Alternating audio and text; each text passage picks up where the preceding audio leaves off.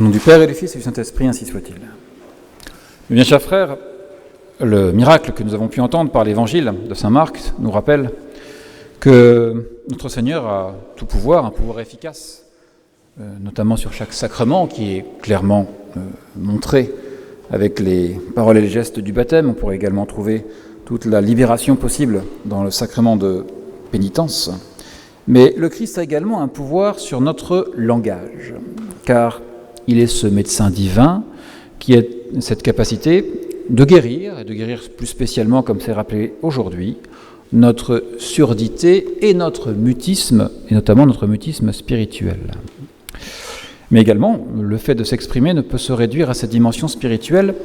Nous pourrions parler des péchés, ou au moins des inconvénients également, qui peuvent naître de notre langue, de l'usage de la langue.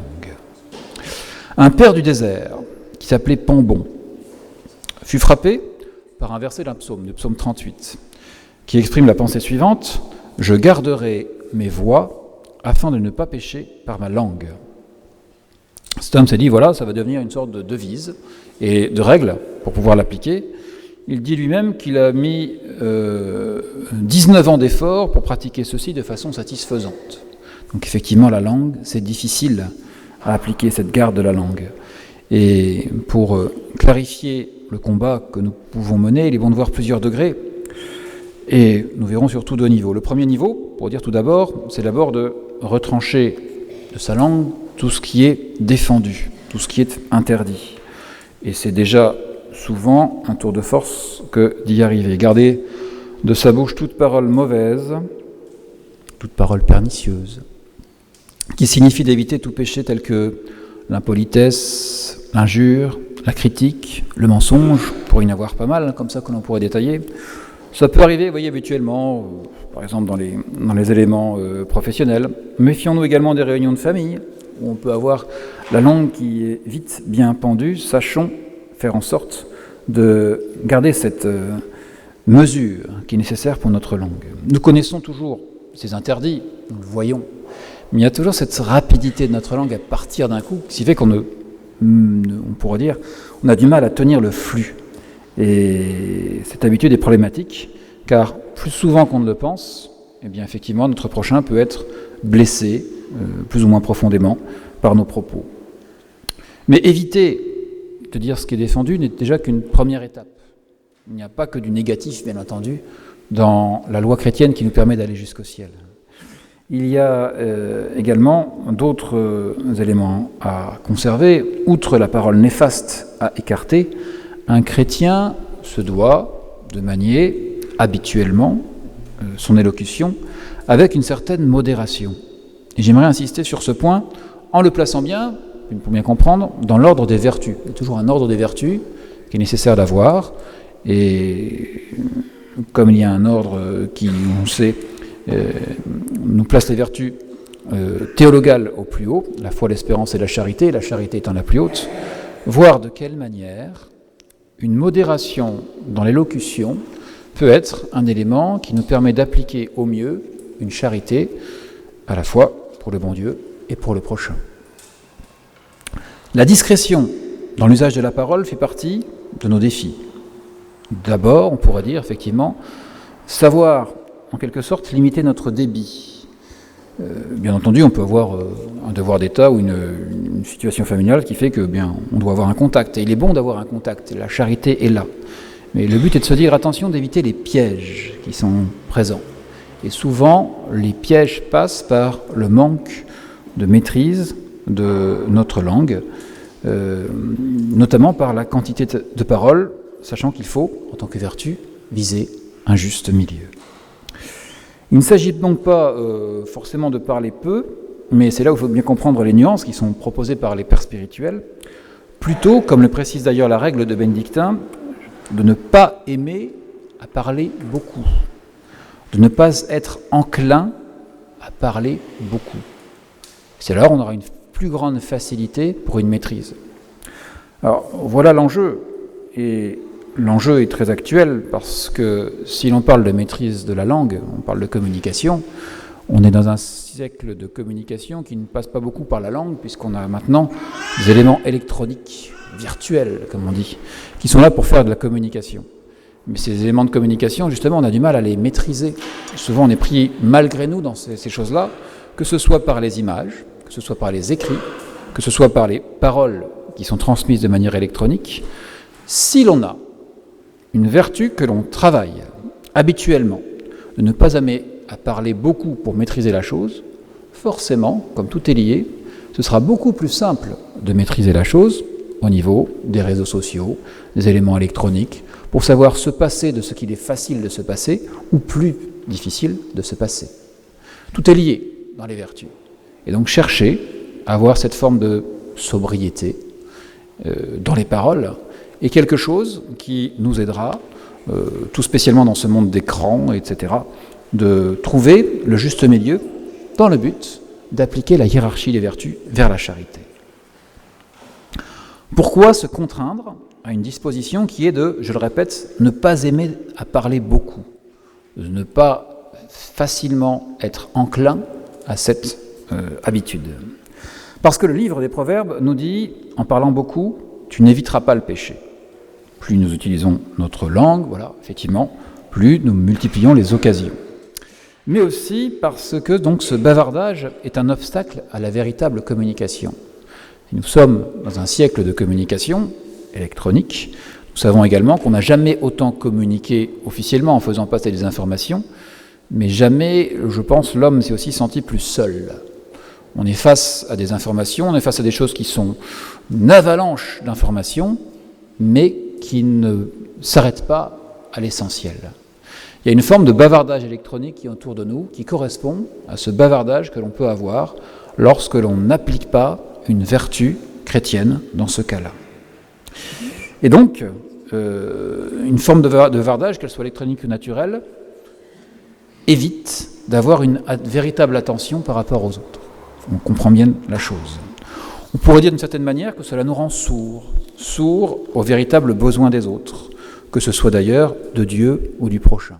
On ne prend plus véritablement le temps ou l'attention à la chose qui devrait être particulièrement importante, mais il y a toute une curiosité qui nous propose un champ qui nous fait nous divertir, dans tous les sens du terme, et par diversion, nous ratons souvent l'essentiel. Alors voir par rapport à Dieu et par rapport au prochain. Dieu d'abord. Puisque nous savons, le silence est une porte bien connue, pour nous rapprocher, pour être touchés d'abord par notre Père du ciel. C'est souvent une condition nécessaire que ce silence pour avoir une oreille dressée vers la parole du Seigneur. Et cet effort de l'imitation de la parole, ou d'écouter les bruits de fond, est d'autant plus indispensable à notre vie de prière que nous avons ce bruit de fond continuel du monde qui nous entoure. L'homme qui parle trop se situe donc à l'opposé de la sagesse, et c'est l'Écriture elle-même qui le dit, parce qu'il n'arrive pas à ordonner les sujets abordés selon l'importance qui est donnée. Simplement, on prend la dernière chose venue, c'est véritablement devenu une habitude, un réflexe, tout spécialement dans notre monde moderne. On peut être donc comme absorbé par un flux de sons, d'images, d'informations, de textes, de petits messages, de choses comme ça, si bien qu'on n'est plus maître et qu'on n'arrive plus à véritablement hiérarchiser ce qui doit être hiérarchisé.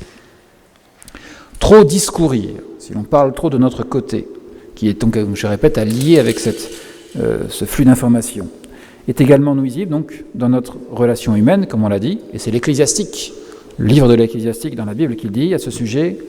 L'entretien de l'insensé est comme un fardeau qui pèse dans le chemin. Savoir donc avoir à côté de soi, imaginez, un bavard, que ce soit donc d'une manière naturelle ou électronique. Le bavard court à ses sujets de prédilection comme l'eau à la rivière, est-il écrit. Et donc dans une conversation, il y en a qui n'écoutent rien de véritablement profond, on n'apprend rien, on se rend vite aussi on va dire importun à tout le monde quand on est bavard. Il en est de même pour tous les éléments qui peuvent nous entourer. Les agitateurs de mots, que ce soit donc de manière naturelle, je répète, ou non naturelle, Nous les subissons et nous pouvons rire de leur caricature, mais nous ne nous rendons pas forcément compte nous-mêmes de l'inanité de nos propres propos, habituels ou pas, et qui sont souvent des propos décalés par rapport à ce qu'un chrétien devrait tenir. Dans le domaine des actes, on sait que l'oisiveté est la mère de tous les vices. Mais dans le domaine du discours, et le discours est une forme d'acte, on pourrait dire, eh bien, si ce n'est pas l'oisiveté elle-même, ce sont les paroles oiseuses, quelles qu'elles soient, qui sont la source de bien des problèmes récurrents. Pourtant, ce sont des petites choses, mais c'est comme les péchés capitaux, vous savez, souvent c'est des péchés véniels, mais c'est une source d'éléments problématiques qui peuvent ensuite se multiplier et devenir plus graves. Donc les paroles oiseuses, habituellement présentes, non chassées, eh bien, apportent effectivement pour notre âme quelques problèmes récurrents. Si vous voulez suivre plutôt dans le Nouveau Testament que dans l'Ancien Testament tout l'enseignement sur la langue, n'hésitez pas à lire l'apôtre Saint Jacques, qui lui dit tout simplement que la langue est la source de toutes nos iniquités, dans l'épître de Saint Jacques. Saint Jacques le mineur, l'évêque de Jérusalem, pas le Saint Jacques de Compostelle qu'on a fêté il y a peu de temps, le 25 juillet. Et Saint Bonaventure dit que l'homme soit donc prudent et réservé dans ses paroles, comme l'avare l'est pour son argent. Celui-ci enfouit son argent à un endroit qui est le plus secret. Il ne le tire pour le donner que dans une nécessité urgente, et il veille soigneusement à ne pas laisser perdre une obole inutilement.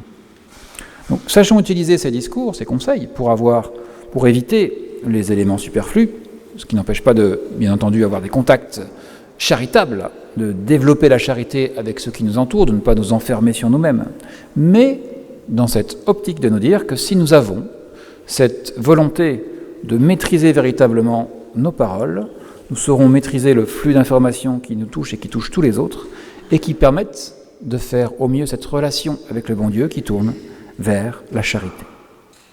Limiter notre parole, donc, est souvent un exercice salutaire. N'oublions pas que notre Seigneur Jésus-Christ lui-même a dit que nous serons jugés sur chacune de nos paroles à la fin du monde, spécialement les paroles oiseuses.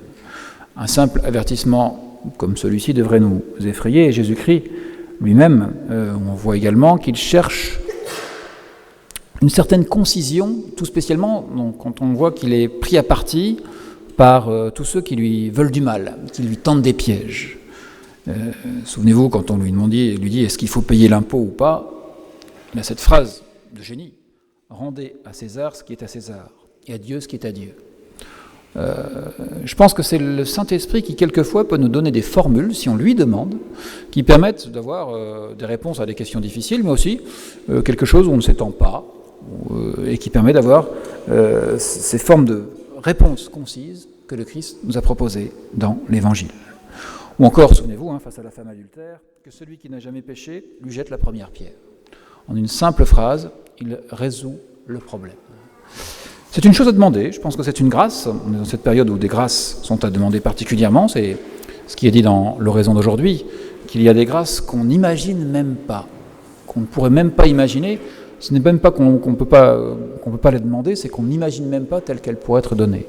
Et donc à nous d'avoir on pourrait dire ce réflexe, de dire qu'avec la grâce du bon Dieu, des choses qu'on a pu essayer et qu'on a du mal à faire puissent s'appliquer aujourd'hui.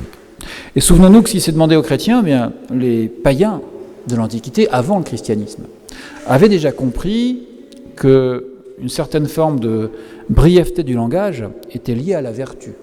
Pourtant, ils n'avaient pas de réseaux sociaux. Oui.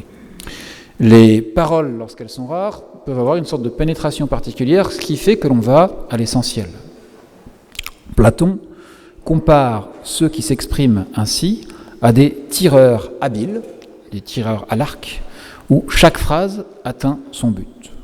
On pourrait effectivement viser cette chose-là, mais c'est intéressant de voir que, en tant que chrétien, on a cette exigence qui nous a été formulée par Jésus-Christ, et les païens, auparavant, avaient déjà remarqué cette chose-là. Sachons donc trouver ce juste milieu, cette application de la vertu, pour faire en sorte que nos entretiens humains soient tournés vers la véritable charité, et pour ça, utilise les bons moyens.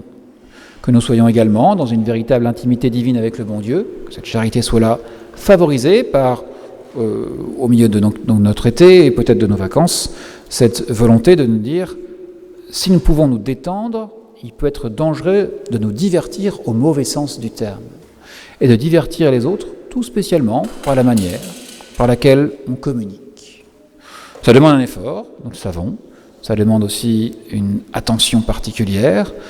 Nous voyons bien ce qui est demandé, en tout cas par les pères de l'Église, je répète, ce n'est pas de ne pas parler beaucoup, c'est de ne pas aimer à parler beaucoup et de ne pas y être enclin, en y trouvant donc toute cette nuance, tout cet équilibre qui fait partie de l'institution chrétienne des vertus, de cette hiérarchie qui nous tourne vers la charité la plus grande.